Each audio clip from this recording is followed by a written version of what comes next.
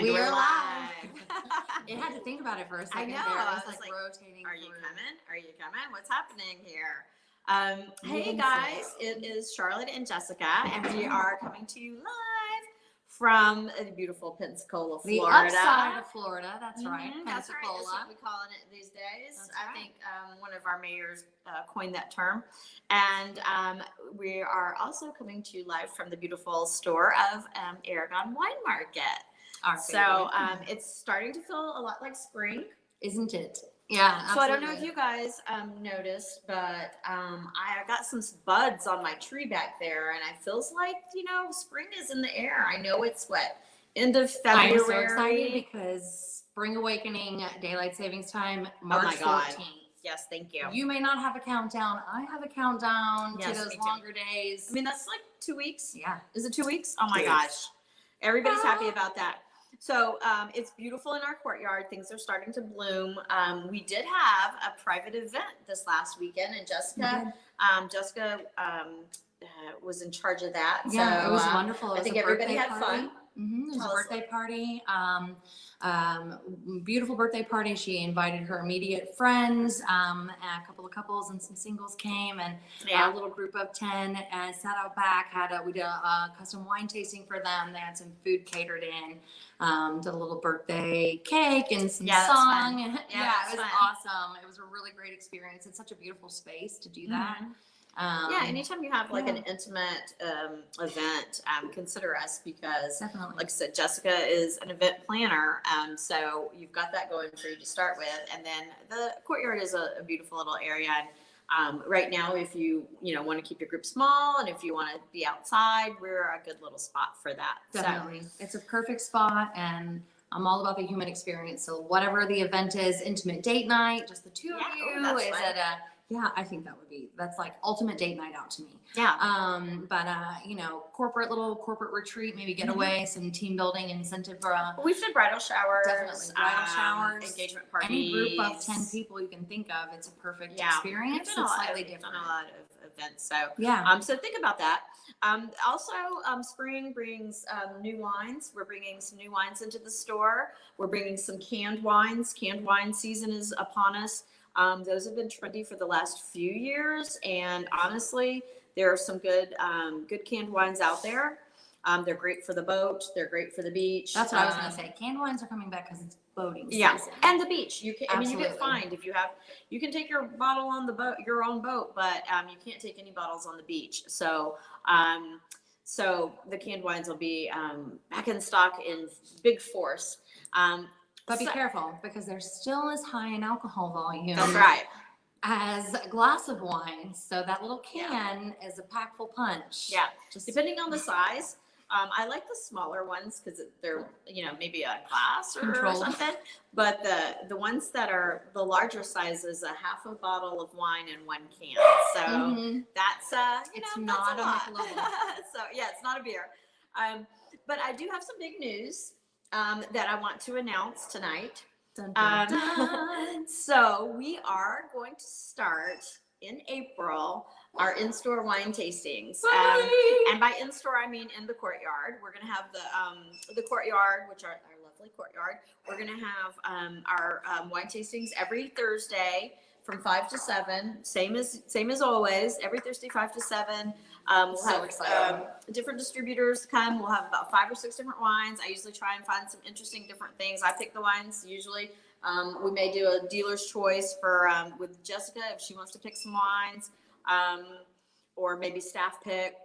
Anyway, we've got lots of themes and lots of fun stuff that we'll be doing, and it will be so great. Good to see everybody back in this in the courtyard. So I can't wait for everybody to come get back into that again. Yeah, we've definitely gotten that feedback from all of you, from all of our customers, that you're anxious to get back in the store. Yes. We certainly are as well, and we miss seeing your pretty faces. Oh, for sure. And but I will say we do have a lot of good stuff lined up for the rest of this month and into March. Absolutely.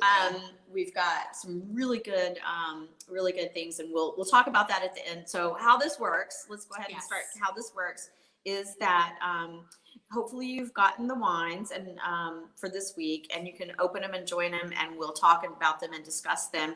And at the end of this program, I'll let you know what we're doing for next week, so you can have a week to come out and get your wines, and we'll talk about.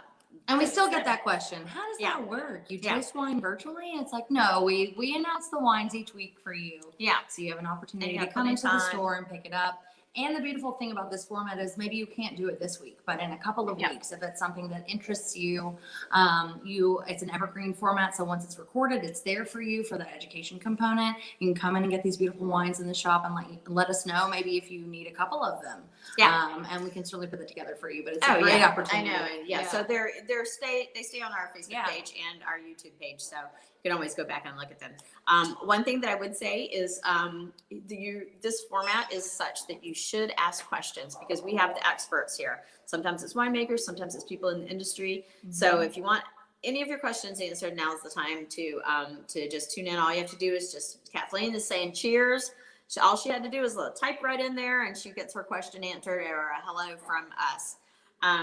So that's good. We are going to go ahead and bring everybody in. We have you want to do Fix? Yeah, let's get Fix. Michael in. Fix. The huge. And Michael Fix is joining us from his undisclosed location tonight. It's my palatial Gulf Breeze estate. Yes. Where this is where I winter. Right. And summer. And so also we have Michael. We're Michael Squared this evening. He's from the Dalla Terra importers. Hi. Thanks Two for of us. joining us. Thank you for having me. Yeah, it's good to see you. I'll speak for both Michaels. Thank you. We're both happy to be here. So I see we're glad to have the Michael Squared here too. So Dalla Terra, a lot of times, we don't know the importers as much as we know the wines you carry. So I know obviously the two that we're doing tonight are on your list, and the Vietti ones are super popular, but I know that there's some other ones that people would know. What are some of the other ones that around town that we would know that you guys carry?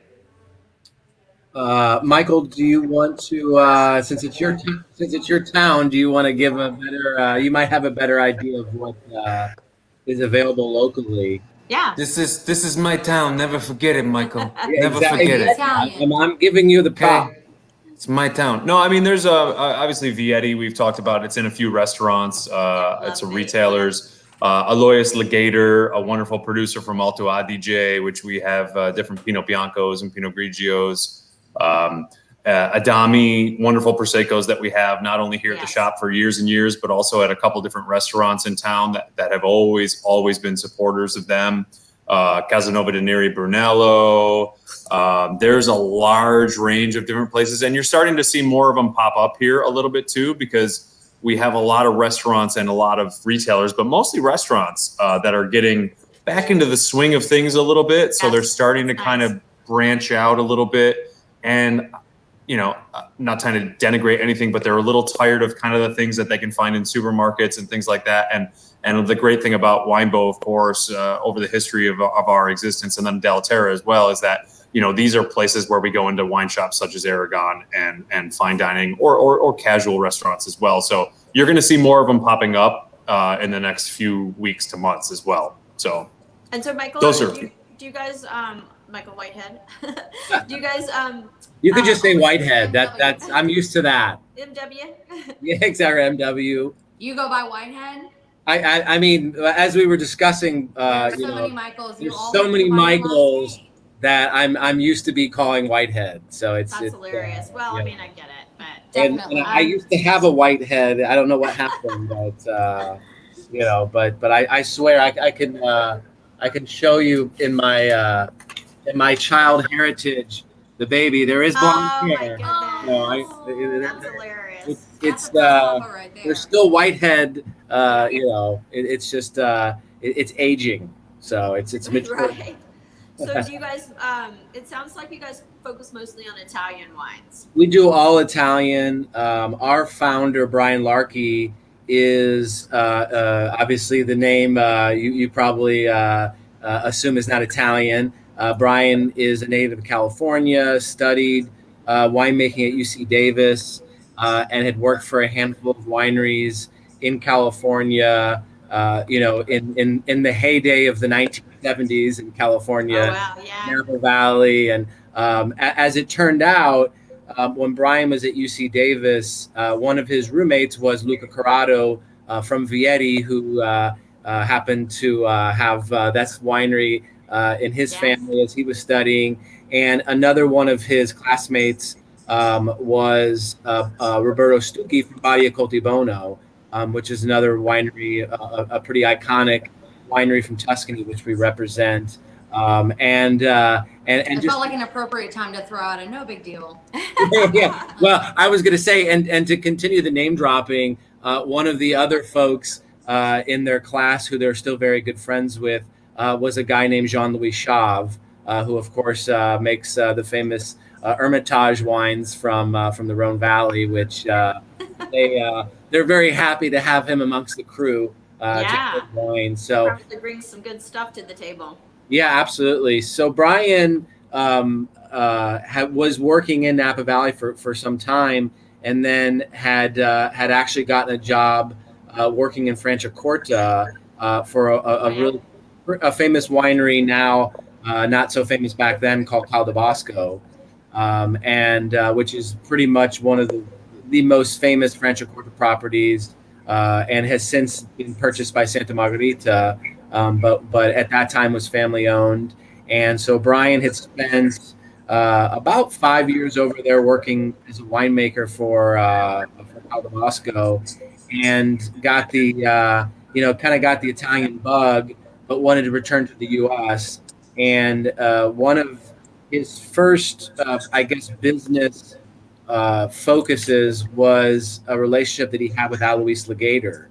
At that time, Alois didn't have his wines in the U.S. market because, probably one of the biggest complaints historically for Italians or imported wines was the price difference between what the wine sold for in Italy versus what the wine ended up selling for in the U.S. because of the national importer, then the distributor.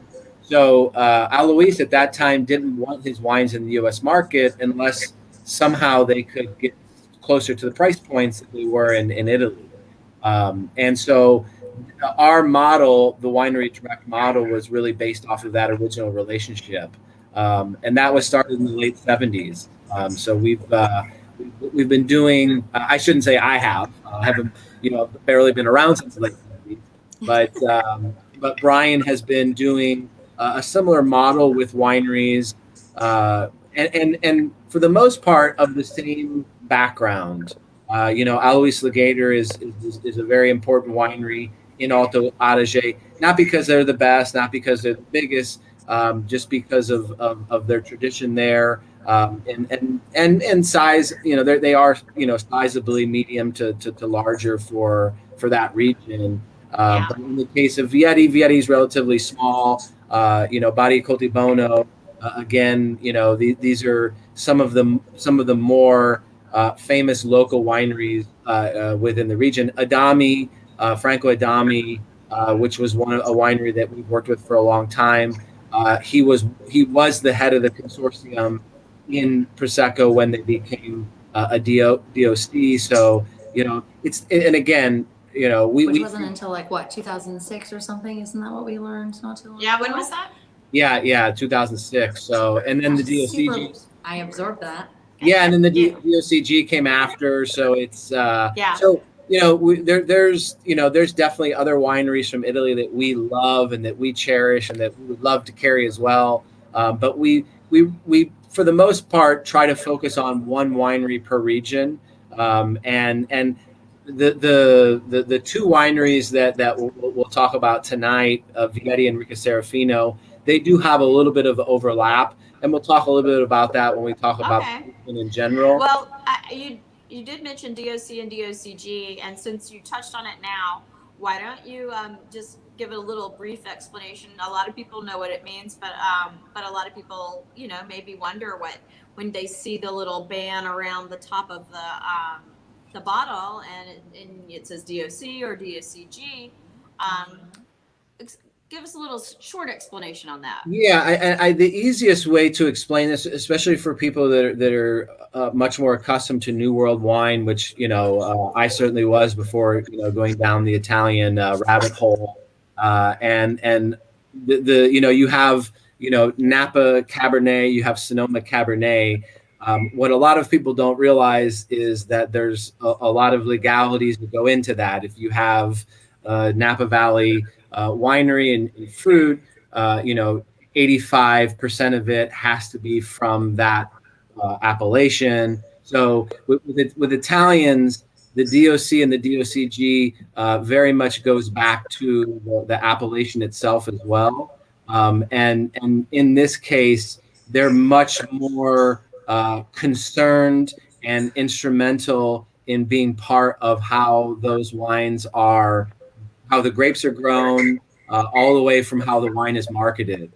And in California, there's a lot more flexibility in terms of the legality of it, and certainly how you grow the grapes and how you get the wine to market.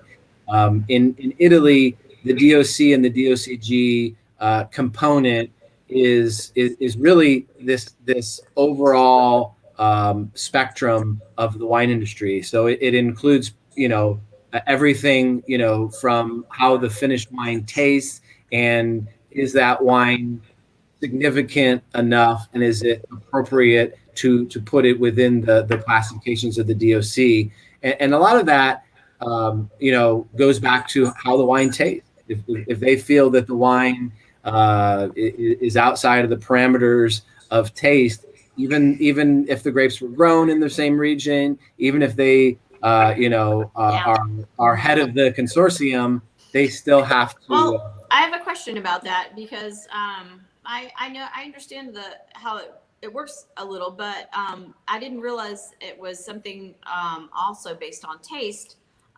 So is it something that they taste different vintages for each year and decide on that, or is it once you've got DOCG, you're good? No, absolutely not, because a perfect example is we represent a wine from Alto Adige, from Legator, from Alois Legator, which is a single vineyard Schiava, which may not be a grape that's on everybody's vocabulary, but is one of the indigenous grapes of Alto Adige. And even though it's been a single vineyard and it's been produced under the DOC status for quite some time, and has a very long history, they changed up the winemaking 2 years ago. And the previous vintage, the 2014, they said this wine it tastes different, but the people tasting the wine also knew that the vinification had changed. Yeah. So a lot of it is, particularly as we get into the natural wines and to the different types of ways that people are making wine now. Not so much how they grow, and it really is how the vinification happens. That changes the way that the wine tastes, and so it's those sorts of things that will really alter how the wine is essentially graded within the DOC or DOCG group. And so by the 2015 vintage, they kicked the wine out of the DOC altogether. They said, this wine is not typical to what we feel that Schiava should be. And what's interesting is that this part of Italy is becoming really, really hot. So one of the, not hot and trendy hot. It's I know what you hot. Global warming. Yeah. We hope it becomes hot soon. Trendy wise. That's the theme of these shows over the last year, is everybody brings up how The environment's changing. And how things are having to change within different regions. So Michael, are you going to say that they're going to be growing Cabernet there? Is that what you're telling me? Is that what you're going to say now? I mean, most regions of Italy have had Cabernet and Bordeaux varietals and Burgundy varietals planted for quite some time. I mean, Alois Legator, I think their third wine that they ever really produced was a Chardonnay. Chardonnay's been grown there for quite some time, and Alois Legator had produced a Chardonnay, or I should say a Cabernet, for almost 50 years, and they stopped producing it for export because they really felt that that a lot of Americans didn't want Italian Cabernet, and they started to reintroduce it. They started to reintroduce it through a conversation with Robert Mondavi. Oh, interesting. Robert Mondavi had visited the winery in the 80s and said, these are perfect Cabernet vines. This is a very good wine. You should really start to reintroduce it back into the market. But what had really kind of happened, I think in the meantime, is a lot of domestic Cabernet had started to come onto the market with a different style, and their Cabernet was still made and still produced in a very Bordeaux style, which was a lot more acidity and a lot less fruit and very little oak. They were using oak, but it was a much more neutral oak, and so it didn't have any sort of oak characteristics. And so it was really some time before I think the market has kind of adjusted to that style as well, which I think we're there now. But if you I think so. Yeah, Popular. So it's it really is a lot of I think one of the most interesting things about the DOC and the DOCG classification in Italy is how fast it's changing the way that Italians look and market and grow and produce wine, because they are seeing this pandemic is a perfect example, because a lot of our wineries and a lot of Italian wineries were exporting a lot of their wine, and they weren't able to export as much in 2020. And so a lot of it hit the local market, and the local market is trying to figure out what to do with a lot of these. A perfect example is we represent a winery from Veneto called Anama, and they make a Carmenere. Oh yeah. We're all used to Carmenere in the U.S. from Chile, but very few people have even had Carmenere from Italy. Yeah. And Italians are part of that. How's it going over? So it's definitely something that is starting to grow in a way that they really hadn't anticipated marketing the wine in Italy, because it does so well in the U.S. Because it's a style of Carmenere that's much different from the Chilean style, which has got a lot more herbaceousness and some. That's what we're used to. Yeah, which some people really enjoy, and I think it's a for some people it's a desired trait, and for other people it's a killer. They don't want any of that green pepper or pepper. I'm on that, but well, I'm going to use that segue of killer to segue to this beautiful white wine that we've already gotten into. So perhaps we should talk about Enrico Serafino. Yeah, so we are familiar with the Vietti wines here. We sell a lot of them. We sell a lot of the different the Moscato is like super trendy or popular right now, but the Serafino is kind of new to us. So tell us a little bit about the winery first, if you will, and then we'll talk about this beautiful Gavi. Yeah, absolutely. And if you don't mind, I would love to share some stuff with you as well. And it's definitely a. Oops, you ready? You weren't ready, were you? Did I lose you? Hold on, let me take that. I was gonna. Okay, let's try again. Now we're ready. Okay, there we go. Can you see? Okay, there we go. So actually, I'm going to start with this. This will make it a little bit easier. That's beautiful. Just to go over the region in general, and so for people that aren't familiar with the area, we're in the Piemonte area, which is in the northwest part of Italy, which is right essentially on the border of France and Italy. Yeah. And a lot of people comment on the style of these wines and that there's a little bit of French characteristics to that. And that makes a lot of sense, because this area and most of the people in this area have some French heritage because this area was settled by the Savoy family very, very, very long time ago.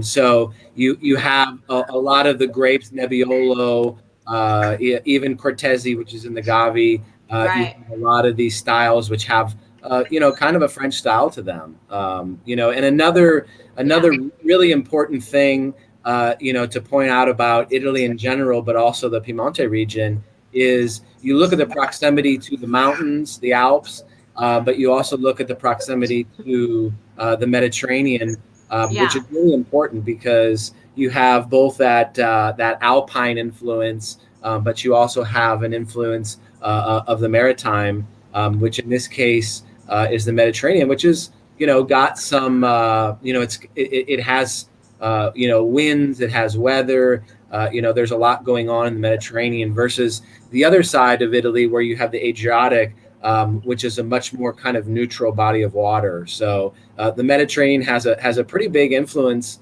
on this region. And, a lot of people are familiar with Barolo, which you can see right in the heart of what's called the Langhe, which is, the middle part of the Piemonte region. Yeah. And what we're looking at here is the southern area that's essentially between Alessandria and south into what's considered the Ligurian Mountains, and that's where Gavi is. Okay. And so with this region, you have a lot of different diversity within this region for not only just for wines, but for a lot of other things as well, for pastas, for cheese. The Piemonte region has over 70 different types of cheeses. So that's not 70 producers, that's 70 different types of cheeses, which is pretty astonishing. So you have an area here where it is something that's pretty pretty diverse. So this the area, I mean, obviously they make the Gavi, but or do they make some reds as well?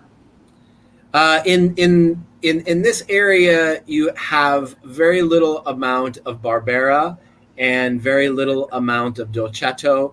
And the probably the main red grape in this part of Piemonte is a grape called Croatina. Oh, okay. And you're starting to see a little bit more availability of that type of grape. But this is generally a much cooler part of the Piedmont region. So it really is best for this type of wine. Gotcha.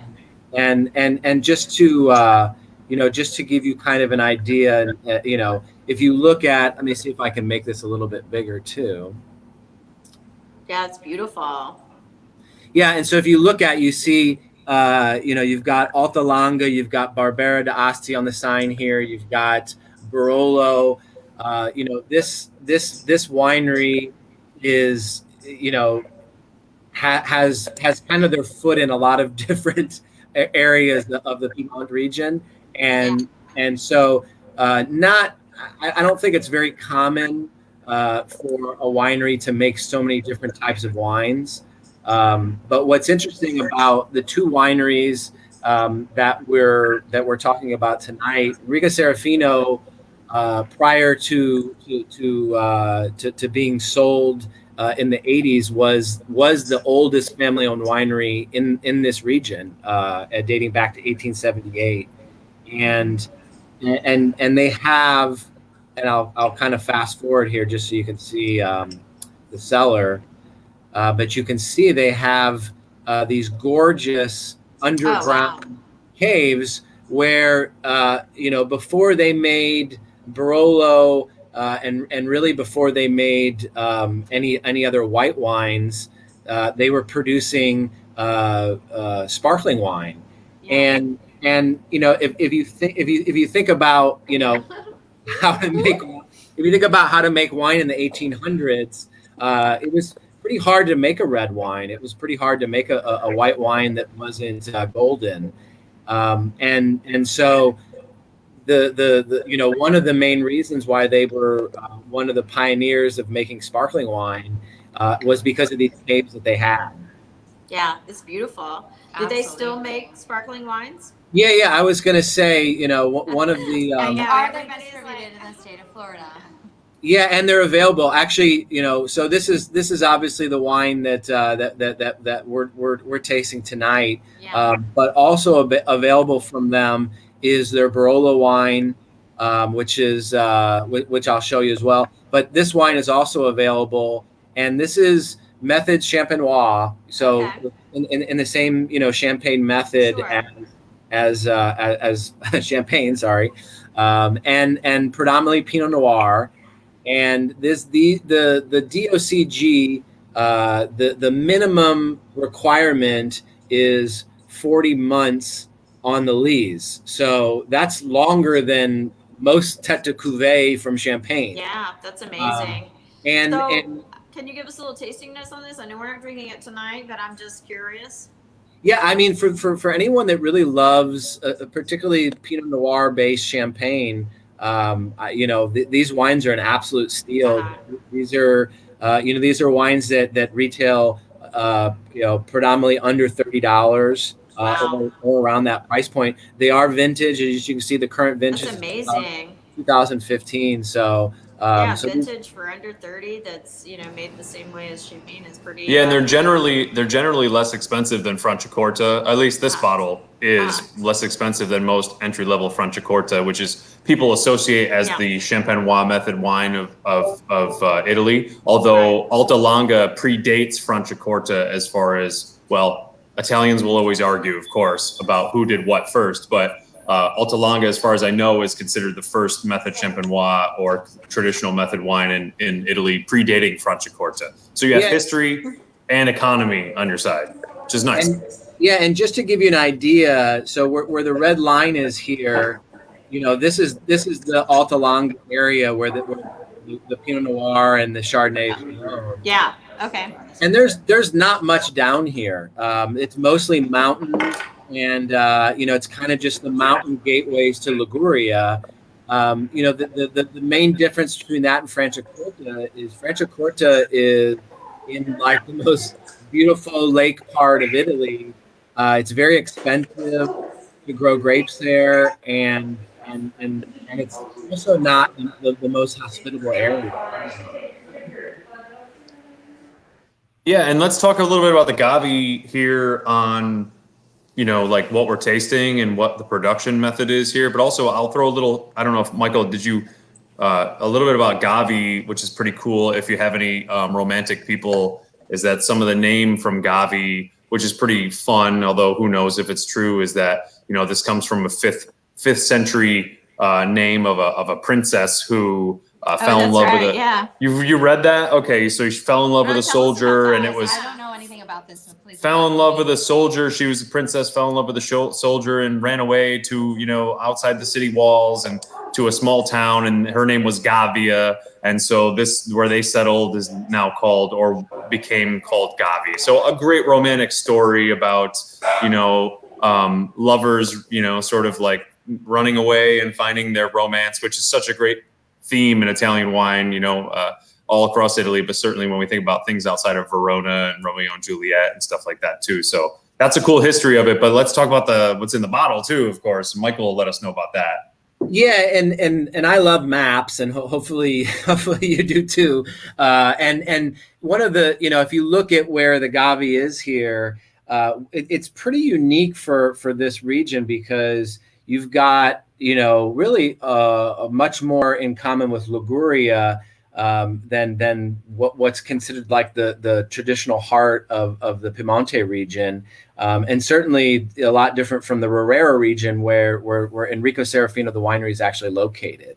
You know, Gavi is much chalkier soils, so again, you know, a lot better for white wine. But being in the mountains where they're at, you know, they get what they call the Ligurian breeze, which is, you know, the heavy winds that come off of the Mediterranean. And so this is a really good area for growing white wine, and for a very long time was kind of one of the predominant areas.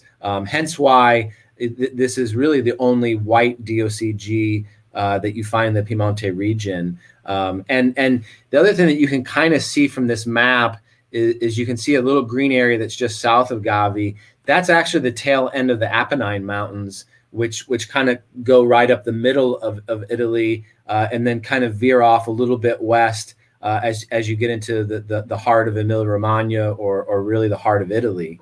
And so you really have kind of quite a phenomenal geographical region here, because not only do you have two sets of mountains with kind of a third in the Alps that's kind of straddling the north. You got essentially two different types of maritime influence as well, and so it's really those factors kind of going back to talking about why something would be DOC or why something would be DOCG. Historically, this is what they determined to be the best possible area to grow this grape, which is not called Gavi, but is called Cortese. And so, and this is also very significant for Italy, because, Gavi, is the region, Cortese is the grape. It's not grown anywhere else. This is really the only area where it's grown. If you talk about Roero and Arneus, again, that Arneus isn't grown anywhere outside of that area, and so it is significant in the sense that you're not going to see this grape anywhere else except for in this Gavi region. So it's what I find interesting is that there's some white Italians that I've liked in the past. And I think that I'm really, really starting to like a lot of them now. And I don't know, there's not really a huge market for it here, except for Pinot Grigio. And I feel like if people knew about more of these wines, they would definitely be interested in, because they're unusual and yet very palatable. And it's just all we know is Pinot Grigio from Italian whites, Pinot Grigio. Mm-hmm. But there's so much more out there, and I think this is a perfect example of something that if people knew about it, it would be as popular as Pinot Grigio. Yeah, I would certainly agree, and one of the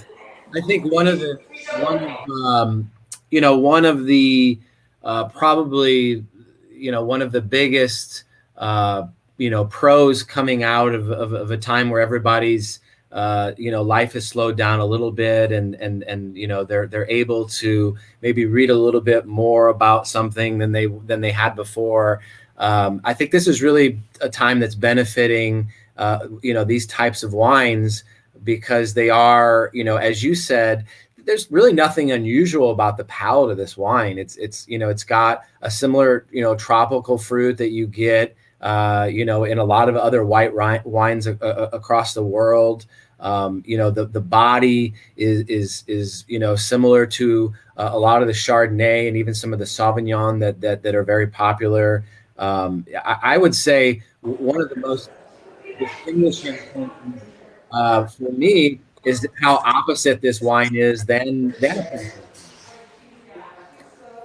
It is, to me, definitely opposite of a Pinot Grigio. Yeah, and in a lot of ways. That's why I think I like it, and I like some of the other ones that just generally.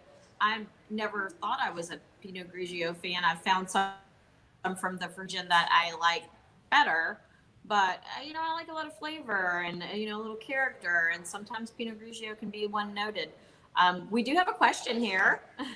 Okay, I'm gonna directly from Alba, Piedmont. And I think the question is, have we tried the Serafino Barolo Reserva? I have not. I'm guessing Michael has. I don't know. I'm guessing. I have, but it's not something that we have available in the U.S. yet. Oh, it's not? Okay. No, well, no. I guess in Piedmont Lucky you. That sounds amazing, Yes. Thank Yeah. you.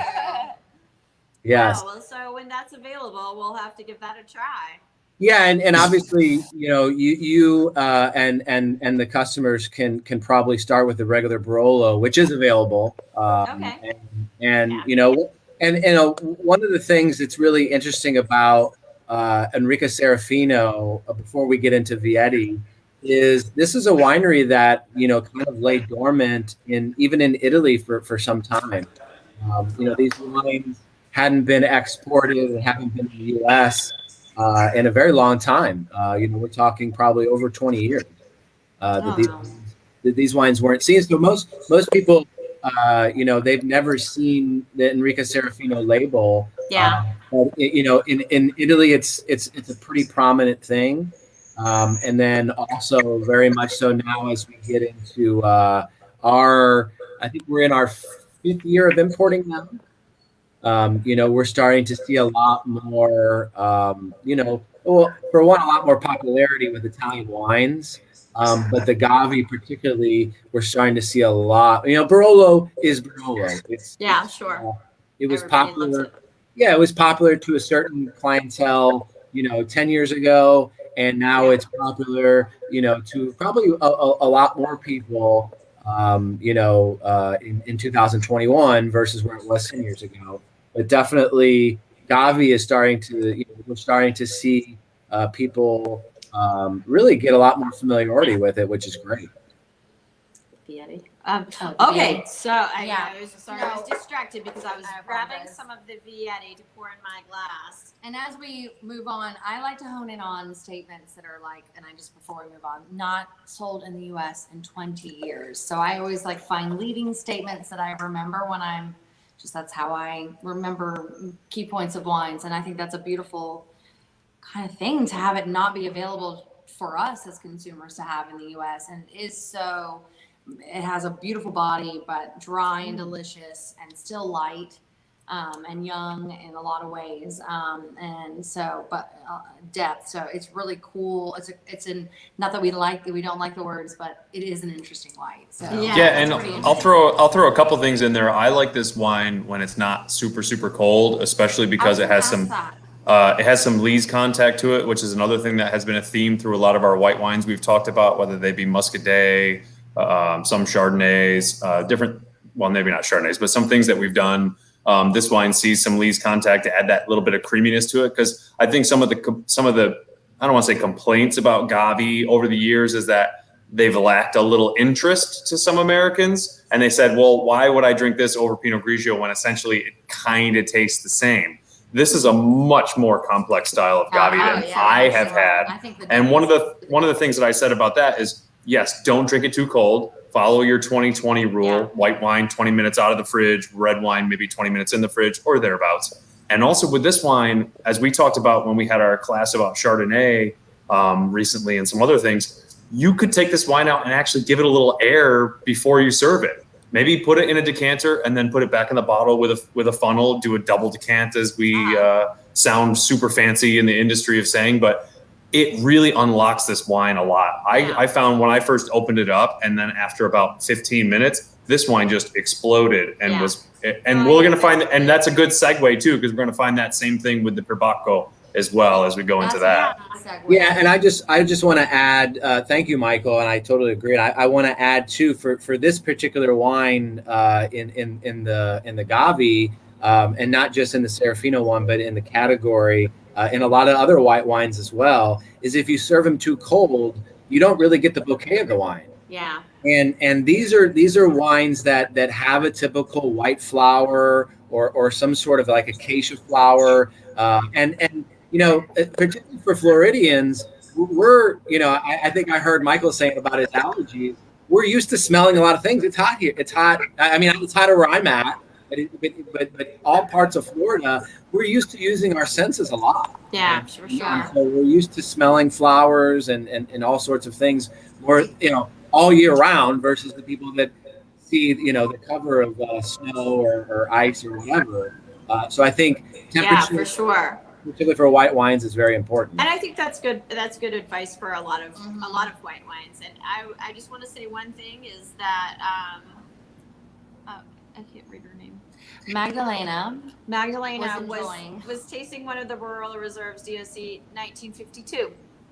So I think we need to make friends with her. I know. I was like, Yeah. come on, Is she going to be in come on. Florida anytime soon? But if I had one, I know. I'd be there. So speaking of red, That sounds we are, amazing. and thanks for joining us. Speaking of red, we are going to move on to the Vietti. We are getting long in the tooth. The night is getting long in the tooth. And we've only got a few minutes left. So let's talk about the red. Vietti is, like I said, very popular here in the wine store. The Moscato, if you're a Moscato fan, and who isn't, is just top notch here. The Barbera, we have that. Oh gosh, I mean, so We many, carried a number of so their many of wines. the Vietti wines. They're Mhm. awesome, and their labels are just gorgeous. Yeah, the artistry on the label. Oh, Yeah, and then the artistry. Is Yeah. So I'll I'll show you some more label label art if you allow me, and really kind of paint a really good picture of Barolo. So you're looking now at the There we go. Here it comes. okay. Can you see it? Beautiful, Oh. yes. Okay. Yes. It's amazing that Stunning. this is a town that also produces these amazing wines. Yeah. But you're looking at Castiglione Filetto, which is one of the Barolo towns. It happens to be the town where Vietti is located, and it does obviously have that very Wow. proximity to the Alps, as you can see. Yeah, that's These amazing. vines not only is the topography quite steep. You see there's snow there. Yeah. There's some folks working in the vines. There's some of the grapes. Again, you can see the topography, which is pretty intense there for red grapes. Yeah. You see the fog. This is just some other pictures. So pretty. Yeah, so this is really what I want to get into. Oh So- yeah, I love the beautiful I love So- the labels. I actually was looking through all the gorgeous labels the other day. I can send you some posters, by the way. Oh please. I will. I'll definitely. So just to talk a little bit about the art, and then we'll get into to the Perbacco and its exact components. So in 1960s, the Vietti family started to collaborate. I should say the Quartaro family from Vietti started to collaborate with local artists. And so all of this art, unless it's a new wine, it doesn't change. And so what we're looking at here is their base Barolo, the Castiglione, which is named after the village. And then the other four are all single vineyard or single cru Barolos. And so all the art is different, but it all somehow kind of goes back to the characteristics of the wine. So the idea behind Castiglione Filetto, which is their entry Barolo, is it's got fruit, but it's got some of that kind of nuttiness. And then the Brunate, it's known for a little bit more earthiness. The Lazzarito is known to be a little bit more floral. And as you get into the other ones, you can kind of get the idea of the theme. Yeah, that's neat. I like that idea. That's a beautiful explanation. Yeah, and then so in any given vintage, all of these wines are vinified separately, and then whatever is left over that doesn't make it into the Rivera, that doesn't make it into the Roque, the Lazzarito, or the Bramante, or even the regular Barolo, what's left over goes into the Perbacco. So this is 100% Nebbiolo fruit from the Barolo region, and it can be from any of these vineyards that you see here, plus any of the other 14 different cru that Vietti has ownership of, and these are all relatively small. We're talking. They own rows in most of them, not outright. Wow. Okay. And so that's really where for Vietti, the Perbacco is a very important wine because it tells the story of not only Barolo, but also of Nebbiolo from this region as well. Mhm. And so, I mean, it's a very, excuse me, affordable price for, let me just get, oh, there we go. I was going to bounce back here so I can see everyone. Is that good? Yep. Okay. So, I mean, the price on it for what you're getting is very reasonable. We sell it for 26 in the store, and if you were to buy Barolo, I mean, you're going to pay twice that much probably. Is that planned? I Yeah, mean, yeah, absolutely. Yeah, this is the way that Luca Corrado, the winemaker, describes this wine is his business card. Oh, right. I love that.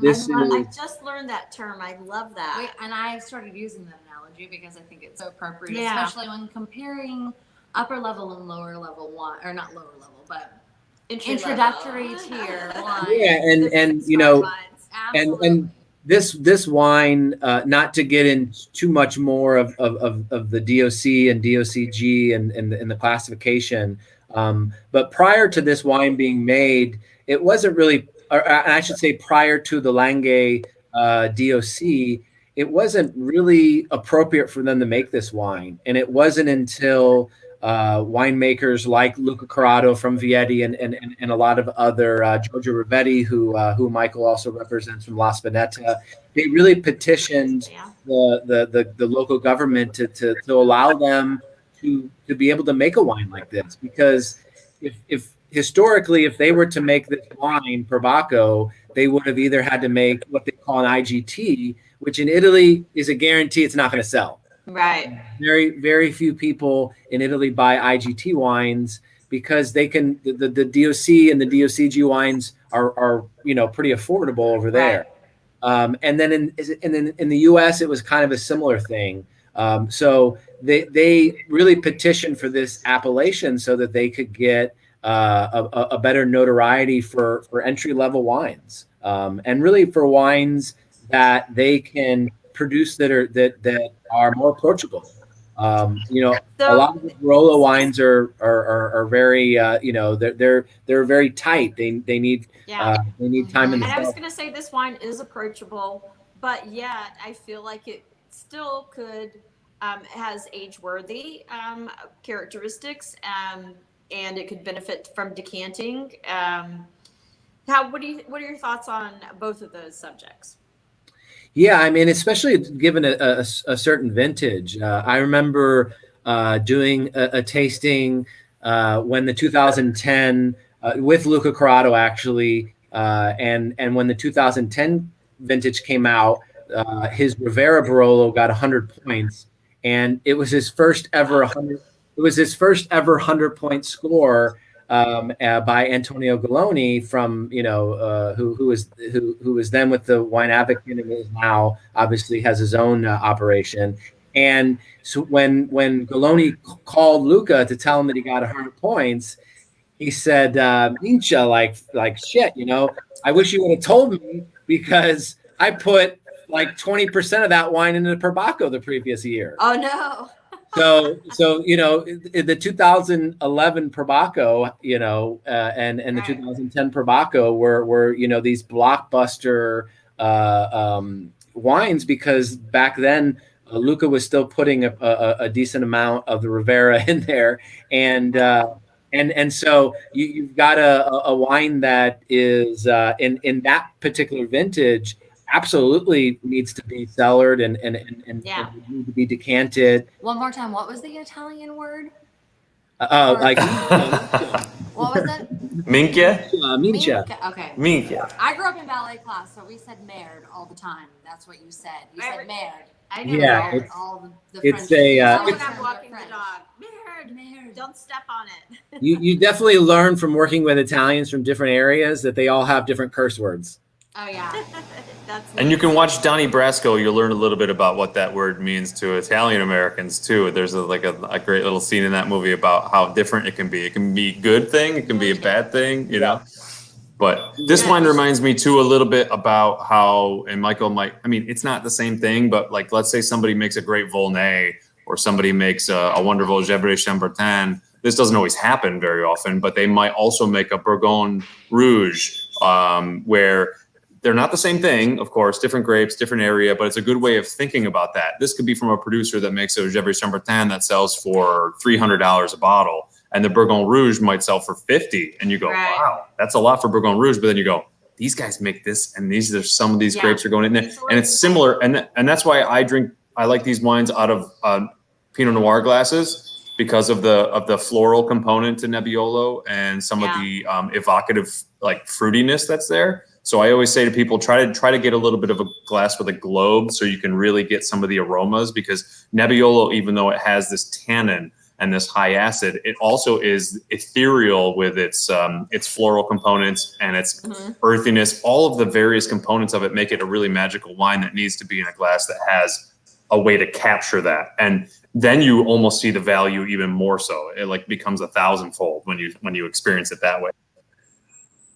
Yeah, I think, that's a really good point, Michael. And I would add to that with Nebbiolo particularly, going back to what I was saying about the French heritage in this area, really the only thing that kind of differentiates Nebbiolo with Pinot Noir, particularly from Burgundy, is this climate. You look at the Alps there, and this is kind of like if anybody's ever had Swiss wine. If we take those same Swiss grapes, actually, which is shocking. Yeah, and they're very good, but they're alpine. They're in very cold areas with a lot of altitude.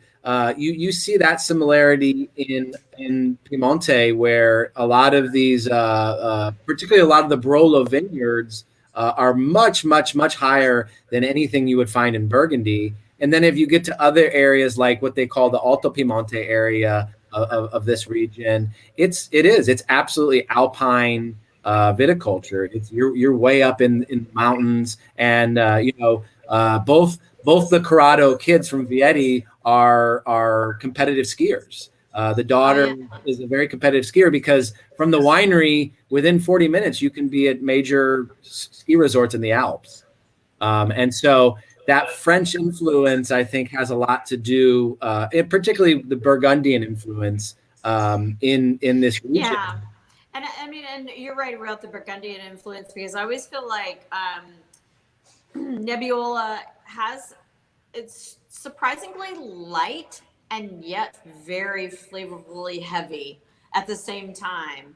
It doesn't quite just in my mind on exactly how it does that, but Burgundy does the same thing too. So yeah, and I think the climate really can explain that. It's kind of like if you looked at the two grapes together, and compared them, you're going to see a lot of similarities in the thickness of the actual grape skin on Pinot Noir and Nebbiolo. One of the big differences when you look at the texture of Nebbiolo grapes, particularly in this region, it looks leathered, it looks worn, it looks like somebody beaten it like with a spatula, but it hasn't broken. It doesn't, it's thin, but it's very lean, powerful. And tough. Yeah. And so, and that's we're not going to get into this too much. But historically, with Barolo wines, a lot of producers would add Arneus or Moscato to the vinification so that they could make the wines a little bit sooner. Yeah, that is interesting. Yeah, and you hear the same thing in the Northern Rhone as well, where Syrah producers would add local Marsanne, Viognier, those grapes. Yeah, I was going to say Viognier, which is my favorite white grape, so for sure. And so I will say, this is one of those tastings that I feel like we could have talked all night. We're not done. And yet it's, no, we're going to have to bring you back. Please come back, because we are at our time. And we have barely. So this is on oak for 2 years. We've and then barely No, believe me, it's the same thing. I could stay here all night. Well, and we can listen all night and talk all night. Because, I get. Where's my little dog? Oh, is he going No. outside? The great thing about Italian wine and cuisine and the culture is that we're just getting the tip of the iceberg here. I mean, yeah, and that is wonderful about Italian wine and all wine in general, but for sure Italian. So, And I loved the Dalla Terra kind of mission, kind of approach of the translation of Dalla Terra's, if I'm not mistaking it from my research, as like from the earth or of the earth, right? So, and the connection of sustainability, small family-owned vineyards, and that's really all been something that we've honed in on the last year, and is representing these beautiful which wines is nice. that, like you said, you know, now all these wines are being distributed in Italy and they don't know what to do with them. Well, we want them over here in America. You know, we're so excited to be able to showcase them here, because both of these have been a first try for me tonight and have been exceptional, and I can't wait to share them with our customers. Yeah. Well, I'm happy to come back and talk Italian wine. Yes. Maybe in person. I was going to say, I mean, I think probably sooner than later, we're going to see that. I may even see you in person before then, because. Well, just say when, and we'll let everybody know that you're coming, and we'll do a little, Dalla Terra courtyard tasting at Aragon. So sounds great. I'll talk to Mike. I'll talk to the other Michael, and we'll figure it out. Michael. You too. Thank you. Again, I always feel like I could have talked all night. But anyway, Michael Fix, the last Michael. Yes. The last Michael. Tell us about the next week is the Tale of Two Pinots. Yes, and I will say, just as a bookend onto that last conversation, this is the Piemonte region for those two grapes are really that's the only place those grapes are really ever done, and or done with any semblance, and more so, you know, with they're the best. I mean they're terrific. So smash with a giant sashimi platter, or like a whole bunch of sushi. Oh my gosh! I don't know. Oysters Rockefeller with that Gavi. I'm telling you. Totally, yes. It's actually, and I always say this about Italian. I really feel this way about Italian whites. Is that our area right here needs Italian whites, because we have so From many a palatable good. standpoint. Yeah, I mean. How about white wine in general, Charlotte? People always drink red wine when it's 100 degrees out in Florida, and they rarely ever drink white. And I mean, they do, but not as much as you think they would. But yeah, so next week too, to go where it's a throwdown, kind of. Next week is a Tale of Two Pinots. Yeah, or a showdown or a throwdown. I kind of like that. That's kind of fun. I used the Tale of Two Pinots in our previous marketing, so I feel like a showdown. I gotta come up with something. Yeah. Ciao, Michael. Yes, absolutely. Ciao, Thank you so much. Thank you. I'm gonna come up. I like that.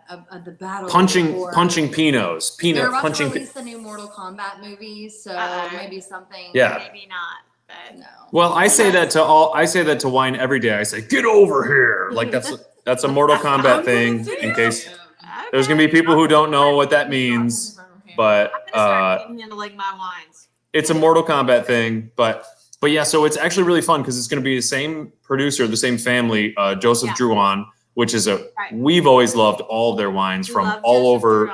Yeah, all over Burgundy, but they're very famous in Oregon as well. They were one of the first. Literally until a few hours ago. Well, they have Domaine Drouin there, and they also have Cloudline. Yeah. And we're going to be featuring their Cloudline Oregon Pinot, which is delicious. Outstanding. It's $20 a bottle for Willamette Valley, or not Willamette. No, you said it. Willamette. I was Damn it. corrected. It's Willamette. Damn it. If you're ever wondering how to say it, it just rhymes with damn it. Willamette. Damn it. So the two, the Oregon versus Burgundy, and it should be interesting to see and compare the difference. And I think it's just going to be a great one. Yeah, and it's also really fun because Drouin, is one of the oldest producers in Burgundy. I mean, the Drouin family has had. I mean, Natasha will tell us more accurately, but 300 years of history as negociants and vignerons. So. They're hands-on with this, not only in Oregon, but of course in Burgundy where they're located. Yeah. But they also in Burgundy, their vineyards are all, I believe this, when Natasha will tell us, is all their wines are also biodynamically produced in Burgundy. So all their Burgundian wines, even the Bourgogne Rouges, the humble Bourgogne Rouge, which is kind of your bistro wine, something you're going to have with steak frites or Yeah. with, with escargot or something like that. This is a biodynamic wine for not a lot of money. And the same thing with the Willamette wine too. Domaine Drouin, wonderful. One of the first estates in Oregon that was from outside of American owned, and you can get it for a song. And so it's gonna be fun to see the difference, because I think it's going to, just to curtail what we're saying here today and put a pin on it, is people always say Willamette is Burgundian style. Well, now let's really find out what people think. Let's see. And I'm gonna invite everybody who buys the bottles to think about that while they're tasting them, and to talk about that. People always say, oh, Oregon's more Burgundian than California. But everybody in Oregon will tell you our wines are Oregonian. And Right. let's see what people think. Let's see what their questions and what their comments are. We'll talk about that next week, because I have stuff to say about it, but I'm going to save it for next week because we are over on time. But I have Cliffhanger. Next week, thank you so much. Yeah. Oh, and so I will miss you guys next week. Oh, that's I'm right. gonna- I have such exciting And I have news. stuff to say about it. Dang. So, we are going to have a special guest host with us next week, which we won't get into too much, but it's one of our community partners is Tap the Coast, Dana. Yes. She's absolutely outstanding. She does special events. I know. I'm and has excited for mobile that. I'm so tap jealous. bars and campers. They can do She's wine super on cool. tap. And yeah. She's a female entrepreneur baddie, and so I'm so happy Yeah, to have her join she's me. gonna be and- filling in for me. Yeah. You're filling in for me. I'm and feeling. she's, I'm gonna step in a head honcho spot. Yeah. And I'm doing a wine dinner, You're so asking Rita Babalita for Oh, a that's day. right. Fix won't be here And either. Fix So won't be here either. I have a wine dinner going on. Yeah. say bye, Fix. Ciao, or whatever it is in Italian. He's gone. That's right. So next week you have all of me and our And none special of guest, us. and none of you guys. We'll But see it'll how be it lots goes. of fun. So we're excited. First of all, I'm excited and I'm jealous because I did have stuff to say about the Oregon versus Burgundy I'll take notes. wines. But yeah, I'll take some send you notes. some notes. But you guys are gonna have some great fun with Jessica, and Natasha will be joining us. She's Definitely. joined us before, so if you remember her, she'll be back. And then Dannon. And Dannon is gonna be wonderful, interesting, and- and she's got lots Yeah. to say as well. So Definitely. Well, thanks so much for All tuning right. in, and we'll see you guys next week. bye.